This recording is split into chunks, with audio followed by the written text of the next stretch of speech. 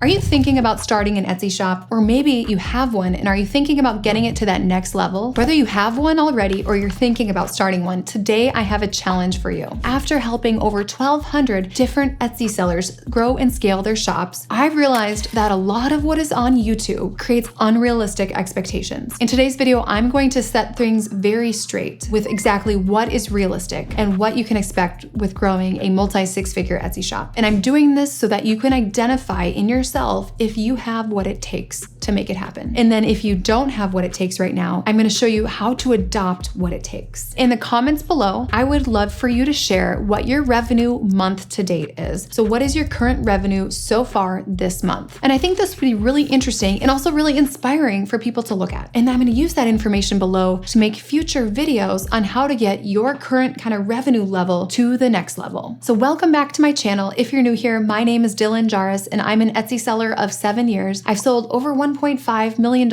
in revenue on the platform, and that's over $1 million in actual profit. I do have a video that shows my tax returns if you really want to see that. My entire background is corporate e-commerce. I work for big companies like Zappos and Zulily, and I also sell on Amazon and Shopify. My entire background is e-commerce, and that's what's infused into all of these videos. Everything I teach is really rooted in those corporate e-commerce principles, and I apply them to Etsy for you. Now I actually teach over 1,200 Etsy sellers just like you how to scale their businesses to multi-six figures and beyond. One of the core values of our company today is to exceed expectations on all fronts. It's been probably a core value of mine since I was a little girl. Part of exceeding expectations is setting them correctly. So today I want to set expectations for exactly what it takes to succeed specifically in Etsy. Number one, for 99% of people, Etsy is not a get-rich-quick thing. It takes hard work and consistency at the same time. Not consistency for a week or a month, but on a much longer time horizon. Yes, I've had students start a brand new shop and make over $13K profit by month 3, and I've had students start a brand new shop and get to $150,000 in revenue by month 7 and make $81,000 in month 7. And there's also students I have that consistently make over $100,000 per month. But on the other side of the spectrum, I also have students where it will take a lot longer to get to that level. Maybe they're not adding new products to their shop fast enough. Maybe it took a month to get the shop open. Maybe they take 3 weeks off for a vacation. Maybe they have family things going on. Maybe their designs really need a lot more practice or need to be outsourced. So those results could be quite different. You can absolutely make a lot of money very quickly on Etsy. But for a lot of people,